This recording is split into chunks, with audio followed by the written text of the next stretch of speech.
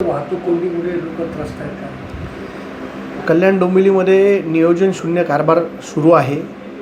आपण तर बघितलं तर डोंबिवलीमध्ये पूर्व पश्चिमला जाण्यासाठी एक तास लागत आहे. शिलफाटा रोडवरती मोठ्या प्रमाणात ट्रॅफिकच्या समस्येला लोकांना सामोरं जात आहे. डोंबिवलीचे लोक खूप सहनशील झालेले आहेत.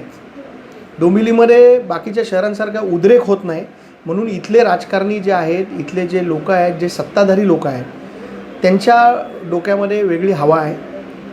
लोक जोपर्यंत रस्त्यावर उतरत नाही तोपर्यंत या प्रश्नांना वाचा फुटणार नाही. मी सर्व नागरिकांना डोंबिवलीतील आवाहन करतो की आपण या विषयासाठी आमच्या शिवसेना उद्धव बाळासाहेब ठाकरे पक्षाबरोबर रस्त्यावर उतरावं. तेव्हाच या राजकारण्यांना एक चांगला धडा शिकवता येईल आणि डोंबिवलीच्या या समस्यांवरती आवाज उठवता येईल.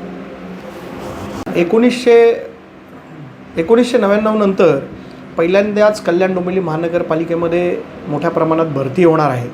या भरतीमध्ये स्थानिक भूमिपुत्र जे आहेत, जे भूमिहीन झालेले आहेत, ज्यांच्या जमिनी प्रकल्पासाठी महापालिकेने हस्तांतरित केले आहे, अशा भूमिपुत्रांना नोकरीमध्ये प्राधान्य मिळावं आणि सुशिक्षित जे या परिवारांमधले कॅन्डिडेट्स असतील त्यांना नोकरीमध्ये प्राधान्य मिळावं असं पत्र कल्याण डोंबिवली महानगरपालिकेचे आयुक्त आणि नगरविकास मंत्री एकनाथ शिंदे यांना मी दिलेलं आहे.